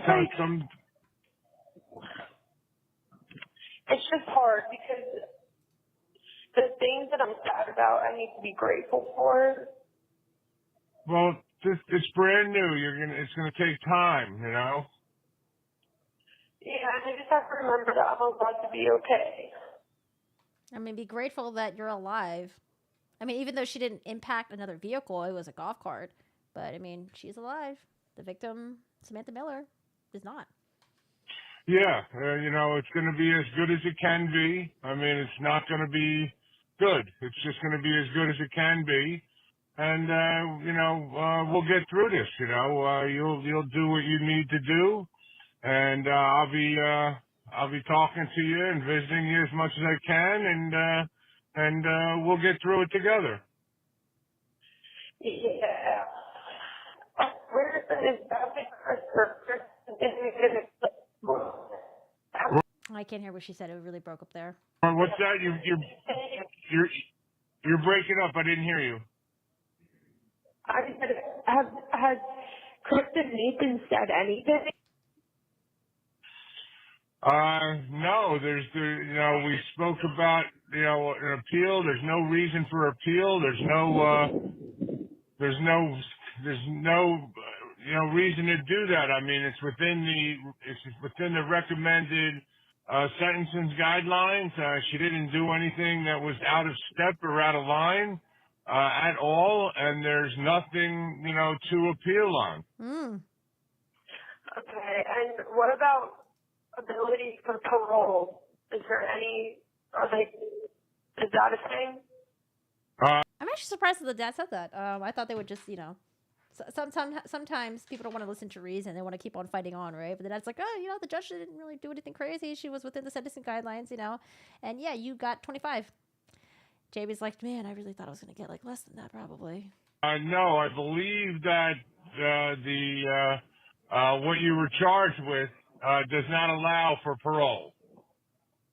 Now they're trying right now. They're trying right now in the South Carolina legislature to pass a new bill that would allow for the parole, but that's that's the government. So they're messing around with that. That could take forever. Who knows? They've been working on it for a couple of years already. Right. So, but of course I'll keep my ear open for anything that happens on that. But otherwise, it's really kind of, there's nothing that we can, fight about, Yeah. Just have to let go. It's, it was just terrible, the outcome. We were praying for much better. We were hoping for a little better, and it didn't happen. You know what I mean? Yeah, that's what happens to us in life a lot of the time, unfortunately. So. Yeah, you're breaking up some, honey. Yeah, I feel like the dad is done, defeated, and he's like, just accept the reality. It's probably tiresome for him to try to always coax his daughter through all these jailhouse calls because just dad is he's got his own life he's got to live too, right? And daughter's she's in prison now. It's really not much you can say to your daughter. You can give her a bunch of platitudes, but it'll always be the same thing. She's gonna have to serve her time in prison, and dad's just yeah, it is just what it is. Her lawyers really did her dirty, keeping her hopes up until the end. But I mean, like I said, her waiving her right to a jury trial, that was really in her favor. It wasn't we had no idea who did it and that she turned herself in and she did all these things to really show the victims that she really cared. It was probably in her favor to just, forego the jury trial and just pled guilty, hoping that the judge would be like, okay, maybe she'll give me a lighter sentence for doing this, saving the family time, saving maybe the state's money from going with the trial, getting the jury and all that stuff. But still, she did it. I just think we don't get to pick what happens in life to us. No. But we do get to choose whether we want to drink and drive. No, that's absolutely correct. But again, you're alive. I'm talking to you right now. That's what I'm grateful for. It could have been the other way around. You could have died. You could have died a couple of times, not only this one time. But you're still here, baby, and I still get to talk to you, and I'll be able to see you and visit you. And then, when we get through this, I'll be waiting at the door with your mom and your sister and your brother to pick you up and bring you back to our place. Okay, Daddy. I love you so much. I love you, baby. You hang in there. I know it's very, very hard. I have no idea how hard it is, but I know it's hard. And you just stick with it, honey. You're going to get through this. I'll be with you the whole way. Daddy-O's not going anywhere. We'll be talking all the time. When it happens, I'll come visit you when I can, when we figure that all out. And, I'll bring your mama to come visit you. And Grandma and Grandpa said they were going to come down sometime and visit you. So it could be a lot worse, Jamie. Her weight gain kind of shows how unhealthy her lifestyle was before. Possibly. I think it could be possible that maybe she drank a lot, she didn't really eat much, or it's also possible that, she partied. She had fun. She was a hard partier. And that now that she's not drinking alcohol, now that she's under stress of possibly, doing a jury trial and then dealing with the sentencing, she could have just ate a lot of food just as a comfort thing, So I can see it being both ways. You could have I could have lost you forever. Yeah, I don't know, Patty Cat. I don't know if there's other incidents where she had a close call with possibly dying. Maybe it was some other stuff that was not related to her being reckless or something. Maybe she had a close call when she was younger. I have no idea. Patty Cat. I know that. You're right. And I'm just going to work on being okay. But when you get a chance, will you, next time I call you, I'm going to ask for, Melissa's number and maybe Kimberly's. I should have a list of the apartment. The list is on your desk. The other thing, when you call again, I'm going to ask you for your user ID and passcodes for your computer and your phone. Okay, Dad.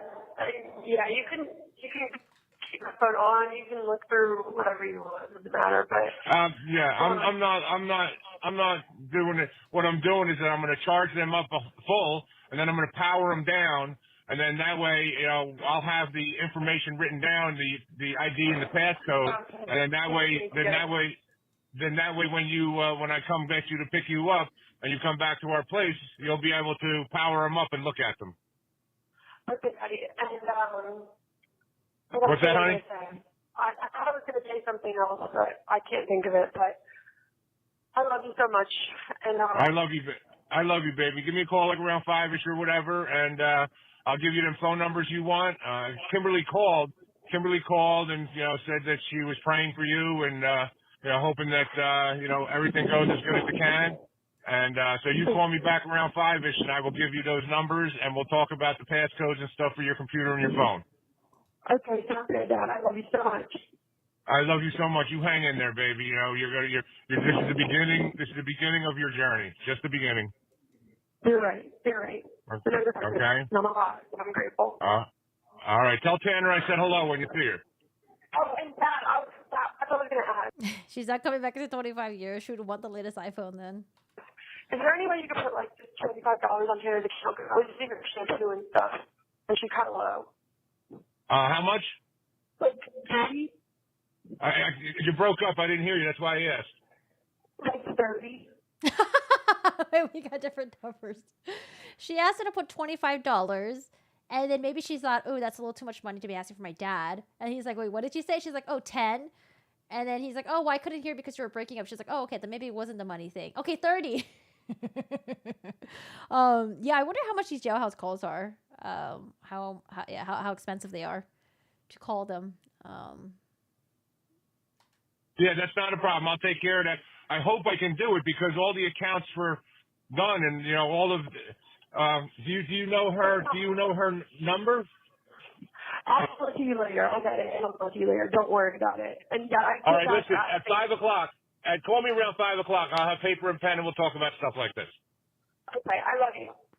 I love you. I'll talk to you soon. Okay, bye guys. Bye, honey. Don't forget to like and subscribe. Don't forget to like and subscribe. Jesus comes out of nowhere.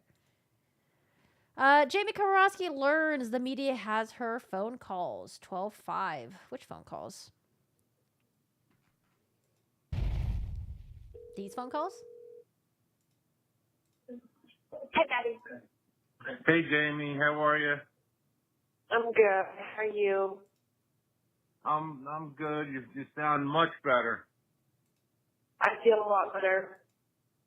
Okay, good. Anything in particular? I talked to the chaplain. I went outside and talked to a girl, like a woman, really. Okay. And yeah, I just think that helped a lot. And yeah, so I'm finishing a movie called If. And it's like IF, not If. Oh. Oh, okay. Oh, I started If. I don't know, I didn't like it. It had a good cast. It was like Ryan Reynolds, John Krasinski's in it. I just couldn't get into it. It's like this big purple thing that's like an imaginary friend, and I don't know, Ryan Reynolds can see imaginary people, cartoons or something like that. I just couldn't get into it. It's like this big purple thing. I don't know. It looks like a little Barney type of dude. I know, I just couldn't get into it. Let me know if it's good if you guys watched it. Or maybe she'll let me know if it's good. Maybe she'll convince me that I want to watch it. It's like imaginary friends. And Okay. it's really cute. And yeah, I'm okay. And I just wanted to let you know I might be leaving tomorrow. So I don't know when I'm going to be able to like call you, through like the whole like getting to the next place process. So just don't be alarmed. You know what I mean? Okay. If I don't talk to you Well, tomorrow. I'm glad you. 2025 jailhouse calls will cost around 90 cents to $1.30 per call or per minute. Because these calls, they usually don't last very long. They're like 5-10 minutes. Because I feel like if I was in jail, if I was in prison, I would have nothing better to do than just be on the phone call all day. Like, oh God, someone talk to me, please. I'm lonely. They copied the cartoon concept. Their cartoon was better, to be honest. You told me because I would have been alarmed, and I'm glad you told me, and I'll know now that if I don't hear from you for a little while, it's because you're in the new place and you're just trying to figure out how to get in touch with us. Yeah. I don't know what their rules are there. Like, I don't know. Apparently you can only call like 2 or 3 times a week or something. So, which is okay. Like, I'm okay with that. And, All right.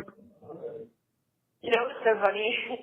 I was talking to the girl outside and I was like talking about the Holocaust again. And I was just saying how strong those women were. She said, "Oh, yeah, you know why you feel that way? Because you're Jewish." And I said, "What?" She said, "I could just tell you're Jewish." I was like, I think my grandma was, but I don't know. I think I'm just Eastern European. She said, "The way you talk with your hands." And I was like, "Oh, the way that you talk with your hands?" From like my family. I'm from New Jersey, so. Yeah. The Jewish thing is all bull anyway. So that's generations ago, and it's been watered down to like nothing. So. I know, it's just so funny that she said that. I was like, really? She said, "It's the bridge of your nose and your eyebrows." And I was like, "Oh." And she said, "And the way you talk with your hands." Like, oh. Okay.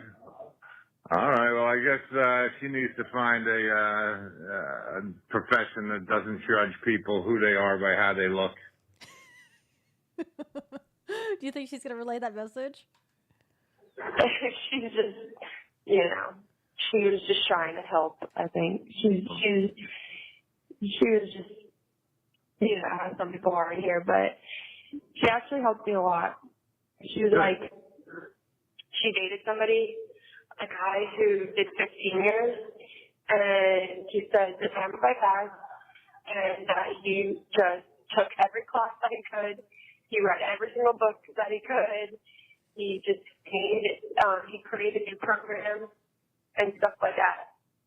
And that's just what I'm going to do. So, and I talked to the chaplain about loving myself more and finding. He said there's two people. There's really two kinds of people in life. The people who love everybody else a lot more than themselves, and who put themselves, or it's the people who are more like, I'm better than all of you. And he said, like, he thinks I'm more like that. I love everybody else. And that the goal is that like post-sentencing? Really for both of those two types of people to kind of find a middle. I love myself and I love other people equally. Right. You know? Right. That helps me a lot. So just thinking about that and just allowing myself to be okay and just trusting, like, I mean, this is life. I don't get to choose everything. It's not fair, but life isn't fair. And like you said, all we can do is make the best of it. Wait, hold on. I want to go back to the life isn't fair part. Life isn't fair.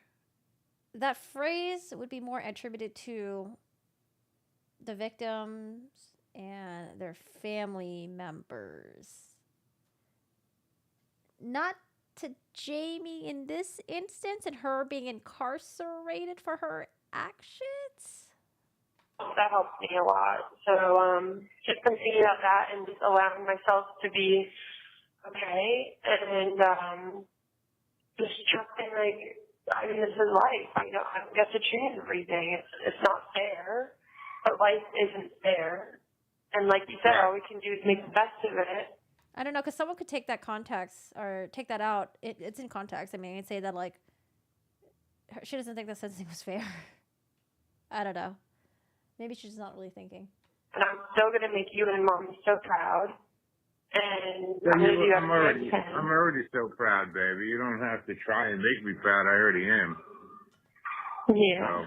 So, but listen, I just wanted to tell you quick that, you know, the media is getting the phone call, so just be careful what you say to everybody. Did I say anything bad?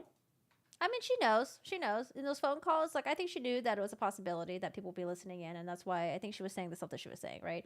I mean, there's a chance that she was saying because she truly changed within that period, but I think she knew. I think she knew that, like, hey, in these jail calls, I'm going to make sure that I sound 100% good, all right? Just in case, you know, just in case. You never know. I don't know if she would be, if there's such thing as eligibility for good behavior for her. The dad did mention that because of what she was being charged with, that there's no possibility of, like, I guess her getting out on, like, parole, cutting her prison sentence short, and yeah, being on, was it probation?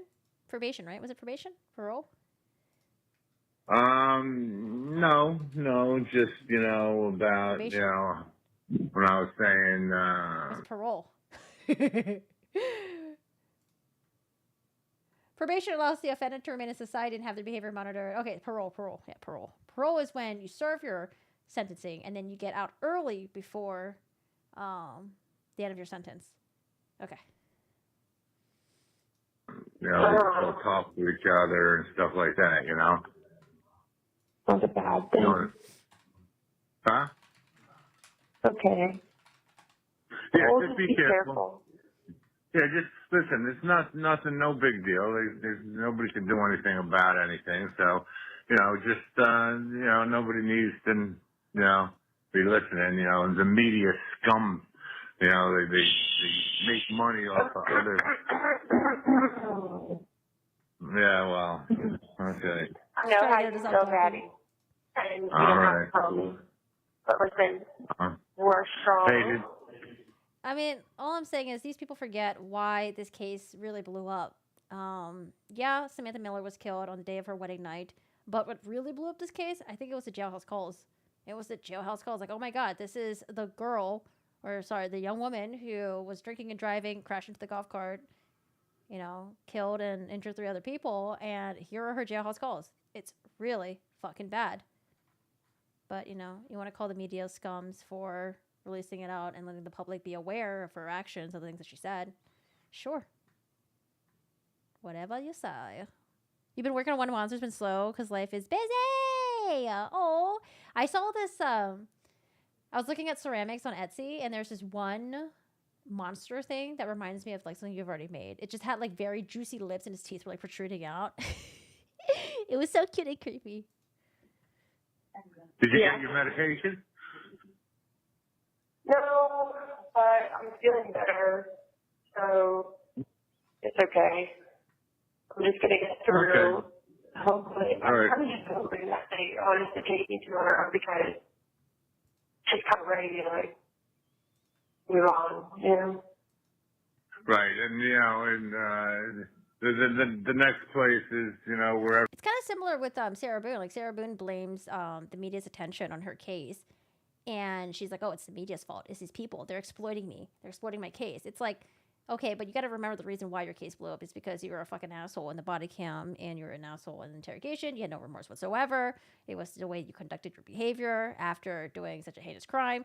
Like, I know all these people, they just want to blame everyone else and blame the world. But what really brought our attention to you guys? It's your actions. It's what you did. And of course people are going to react to it. It's egregious. Whatever it is, it's going to be better than where you're at now. Where you're at now is just terrible. So. Yeah, it's not easy, but I'm getting by, so. Yeah, you're not going to be there much. You're not going to be there much longer. Yeah. Hi, Sarah. Hello, hello. I want to take old thrift shop ceramics and remake them into something new. Oh, I saw someone did that with plates. She bought these like plates and vases. No, she bought these plates, crushed them, and she pasted them on this like vase and made like this really cool like mosaic thing. It was like really fucking pretty. Hi, Books and Sarah. How are you doing today? How was the chiropractor? Hope you're doing well. And then you could start your new programs and stuff like that, right? Yeah. How's Joey? Joey's good. He has run the whole house. He attacked me and drew blood. Oh my God. Yeah, on my hand. So I went to pat him and he attacked me. Oh, but yeah, thank you for trying. We're doing good. I'm gonna win him over. Don't you worry. He doesn't have a chance. So. I know. And just obviously make sure he has food. I know I've probably done that, but Oh yeah, I filled this bowl already a couple times. Okay. Thanks, Dad. No problem. Yeah. I'm gonna take good care of Joey. You should just take a nap. You should just take a nap to relax. Did you have a busy day, or how you feeling? Well, no. Today I ran out and did some stuff. I had to take care of Xfinity's changing here with the cable. I went to the UPS store to talk to them. I got to send a package to your sister and your brother and your mother because they couldn't fit their stuff in their suitcase going back. Okay. I went and I made an appointment at the dealership to get maintenance on my truck. Okay. You know, so yeah, I've been running around pretty good this morning. And then I had the lasagna from Leslie. Oh God, I'm so hungry right now. Lasagna sounds so good. Even though I can't eat lasagna. Oh, is it good? Sounds good. Very good. I still have enough for two more meals left. So it's good. I think very my good. heart's really happy. Yeah. That's yeah. good. And the chicken pot pie was John, CJ, Kelsey, and. Oh my God, chicken pot pie! I love chicken pot pie. I think they use dairy in chicken pot pie, right? I don't think I can have chicken pot pie now. He helped my neck and made my hips scream. I'm good. I hope everyone else is doing well. Fun stuff. I ate that up, so that was good. Okay. Great, Daddy. And that's about it. So, if you want to, give me a call like about 5 o'clock later on, and we'll talk again. In the meantime, you just stick with it, and you won't be there much longer, and you'll start moving on. I forgot, and I love you so much. And everything's gonna be all right, and I'll call you later. And then, all right, you call me. You call me whenever you want. Okay. Should I call you later, or should? Yeah, you can call me like 5. We can catch up again. Okay, that's good. All right, so I'll talk to you around 5ish. All right, love you. I love you so much, Jamie. And Dad, if you don't hear from me, it's okay. Okay. Yes, I know that. I'm glad you told me, and I know that now. Okay. All right. You just relax. Watch some shows. The dad giving her major fun. I know he's like, man, I've been eating some delicious chicken pot pie. I got that lasagna from Leslie's, like Jesus. I'd be like, Dad, shut up. You can get lactate instant pills. I have these lactate pills that I got from Amazon that are like super triple strength. So I have lactate. I just I think dairy also causes me to get a shit ton of acne. So I did a thing where I stopped eating so much dairy for breakfast. So what I would do, I would have like yogurt. I would have milk. They would all be lactose free though. But I don't know. I think like having too much dairy, having some eggs, I don't know, like every fucking day and some other shit. I don't know. I think it was causing me to break out. So I stopped doing it for a bit and like, well, I have makeup on right now and I see that my skin is chilling out. Hi, but I gotta go get ready. Oh, are you working today, Jitty? Oh yeah, today's Wednesday. Have fun at work. Keep trying to win over Joseph. And I love you so much. I love you so much, baby, and Joseph better stop scratching me. We'll see. Bye. I love you, honey. Love you too, Daddy. And I'll try to give you a call later, but if you don't hear from me, just remember everything's okay. You got it. I know it. Okay. Love you, Dad. Love you. Goodbye, baby. Bye. Don't forget to like and subscribe. All right, and that's it for the jailhouse calls. I wanted to listen to the jailhouse calls because I knew that she would conduct herself in a better behavior than how she acted after she killed Samantha Hutchins. And, because she got blasted in the media about that, I knew that she was going to be on her better behavior. I was just interested to see what her family and what her thoughts were on the sentencing. I mean, she didn't really talk about it too much. I think from what I've can gather, it seems like, the family members were, of course, hoping for a lighter sentence. They were just, wishing that she got something lighter. They didn't get that, but it is what it is. For her, it seems like she was trying to ask about the appeal stuff, and the dad was just like, there's really nothing to appeal. The judge didn't do anything wrong. She was within the sentencing guidelines, and she was like, oh, okay, all right then. I mean, she was given 25 years, so... Afterwards, she asked about being out on parole. The dad shut it down pretty quickly, he said. He said that, for someone that was charged with the crimes that you were charged with, there's no eligibility for parole. Hopefully, they could do something on the legislation side, he said, and he'll keep her updated. So, that's what we got. She talked a lot about God. She talked a lot about changing. She talked a lot about how, God has plans, and she's going to do good. She's going to change the lives of a lot of people. She's going to do, good for society. So, I'm hoping that she will, because we're always hoping that people change for the better. We don't want people to be assholes, shitheads, dipshits, useless people for the rest of their lives, right? We want people to come out of, prison and be a contributing member of society. For the victims' families, I mean, yeah, it's very sad. You lose someone in your life, or you have people that are, they have these injuries for the rest of their lives forever that they have to deal with. And it's all because of the actions of Jamie Lee Komoroski, because she decided to drunk drive and not give a shit about anyone else on that day when she was behind the wheel. So, yeah, that's it. I mean, I was just curious to see what she was going to say about the sentencing, because when we watched the sentencing, again, she waived her right to a jury trial, went straight into sentencing, had her family members, had the victims' families, friends, come out and talk about the whole case and how it affected them and everything like that. And it seemed like everyone was surprised, at least on Jamie's side, that she got 25 years. I don't know, her attorneys kind of looked surprised to me. Jamie looked surprised. She was kind of looking around when she was given 25 years. So I just want to see if they were going to comment about that. Why do so many people God's plans involve drunks killing innocent people? I don't know. I feel like everyone just always talks about God, I guess. I guess like when like your back's against the wall, and the walls of the prison system or the jails. You have no one to really turn to except for, I guess just lean on to God. But yeah, I don't know. Like if I was a victim's family and I was listening on these jailhouse calls, which probably not a good idea too. Mentally, it's probably not a good idea to. It's probably not mentally healthy to be listening to these jailhouse calls. But yeah, I don't know. I would definitely take it the wrong way. Like, oh, this is God's plan, for you to learn your lesson by killing someone and injuring other people. And in order for you to learn your lesson, you had to do something so horrible. Yeah. But, like I said, I have faith that hopefully she can change. Try to have faith in young people. Try to have faith in people who are willing to change. And hopefully they will. But yeah, very sad for Samantha. I do want to know what's the outcome of the family drama, though, because from what I saw in the media, and I don't know if it's being reported correctly, there was inter-family drama. Apparently, when Samantha's mom did her interview, Samantha's mom referred to her as Samantha Miller, not Samantha Hutchinson, which is very interesting because obviously Samantha wanted to marry her new husband. There was news about Samantha's mother and the new husband. I guess essentially the mother didn't want to recognize that.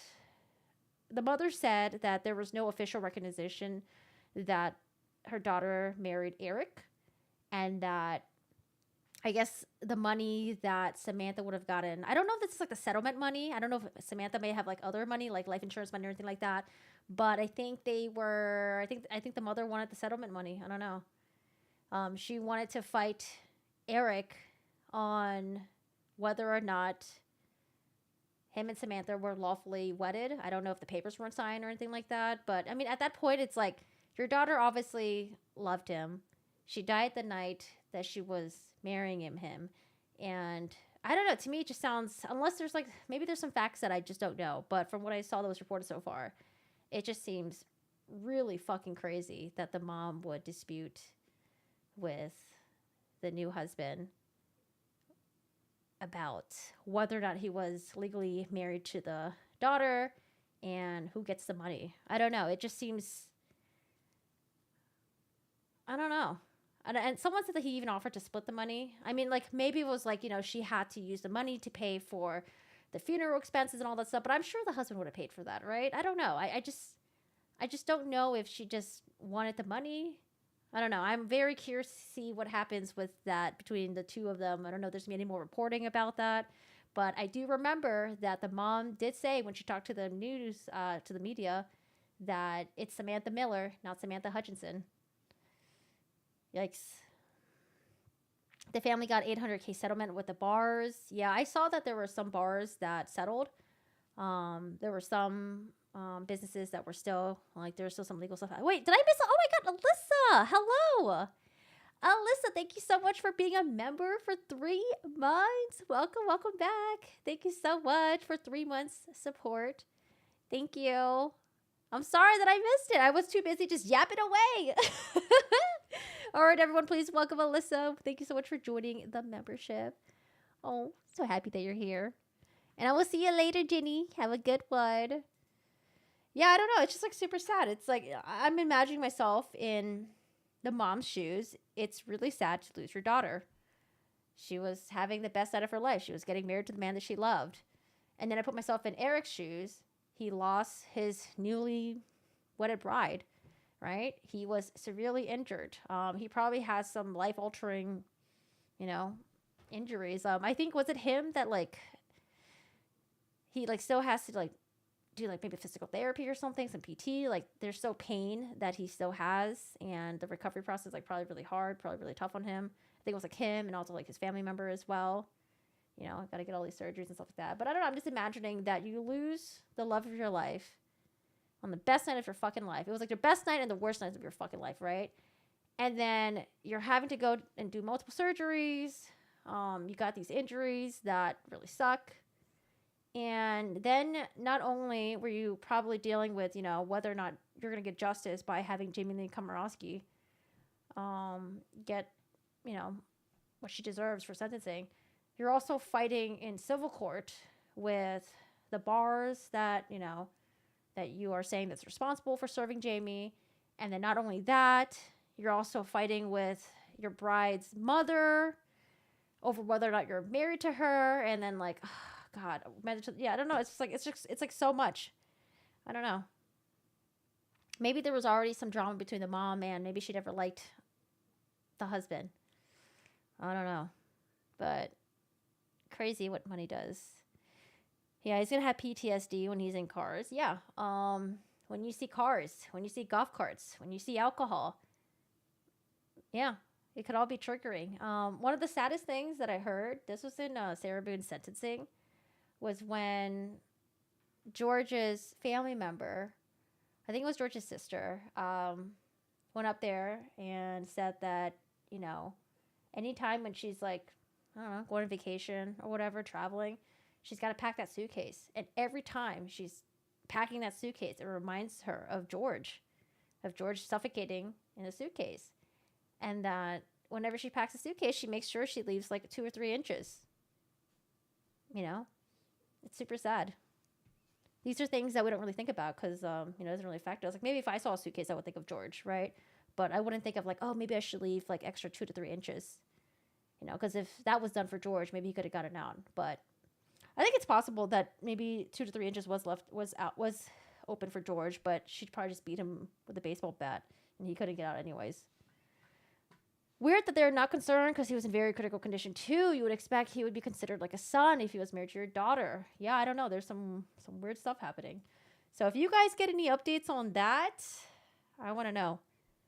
But I will try to keep an eye out for any news about that. Okay, so I do want to cover Cory Richins at some point. I don't know if I can do it.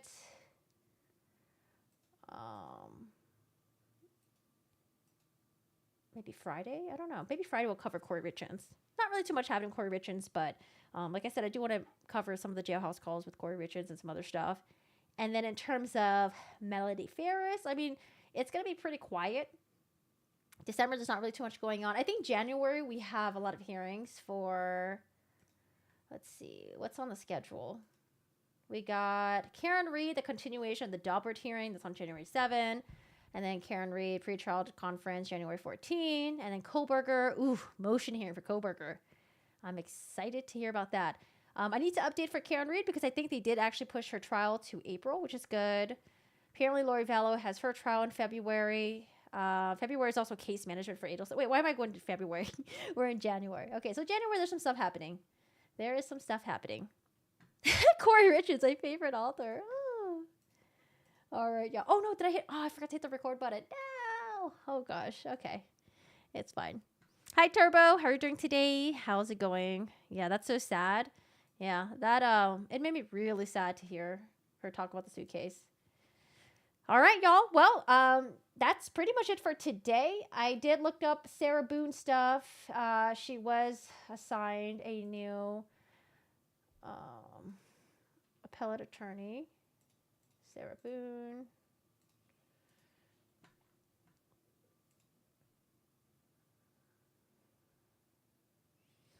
I'm just got done doing spark plugs in your car battery, the alternator, so I'm good. How are you? I'm doing good. Oh, that's good that you can fix things. Save some money. That's always nice. Yeah, so it says order appointing counsel. Sorry, I don't have my glasses on. This matters before a court on this 18th day of December 2024. The court to appoint appellate counsel based on the foregoing. It is hereby ordered and judged that Alan Holland, Esquire, is relieved from further representation of defendant in the above style cause. Joshua Adams, Esquire, is hereby appointed to represent defendant in this cause. So you know what? Good luck to Joshua Adams. Good luck, good luck, good luck. I hope Sarah Boone will be nice to you. Good luck. All right, y'all. If I hear anything else about Sarah Boone, I'll let you guys know. If you guys hear any news, share it in the Discord. I think last time someone shared me the Sarah Boone letter to the judge in the Discord, so I do appreciate you. And yeah, if there's anything else, again, I think that's it that's it for today. Yeah, that's pretty much it. Hi, Brian. How are you doing today? Hello, hello. We did talk about Legal Vices in the beginning of the stream. Legal Vices covered Sarah Boone about 4 to 5 days ago. I went to his YouTube channel, and Legal Vices passed away. I don't know the circumstances surrounding his death, but he was like an expat in Korea, and he did a lot of the like similar stuff that I do. Yeah, I think he actually had like legal background, and he covered. Someone said that they watched him for Deafy Heard stuff as well. So they're trying to hit 100,000 on his channel because that was his goal for, first channel. And I think the idea behind that is hopefully he can hit 1,000 subscribers so that they can send his family the 100K plaque from YouTube. So feel free to, if you guys want to, go subscribe to Legal Vices. And then we mentioned earlier about Bruce Rivers and how his son passed away about a month ago, Michael. Super, super sad because, Bruce always talked about Michael in his channel. In his YouTube videos, always gave Michael credit for all the behind-the-scenes stuff, managing the social media, essentially just being a producer of the channel. And it's just super sad because, Michael was 27 years old when he passed away. So I don't know what happened, but I just can't imagine being a parent and losing your kid. You could really tell that Bruce really loved him a lot. Well, I'll be covering the United Health CEO murder trial if and when that starts. Well, it's going to be in New York. It's not televised. New York is one of those rare states that does not allow cameras streaming in their courtrooms. I wish they would change that and update that because that's a shame. But, I thought about it. I thought about covering it because I heard that there was a grand jury indictment and they enhanced his charge, something about like terrorism or something like that. And I think law enforcement and the state, I think they did a joint press conference. Yeah, it's in New York. New York does not allow cameras in their courtroom. But I thought about covering it.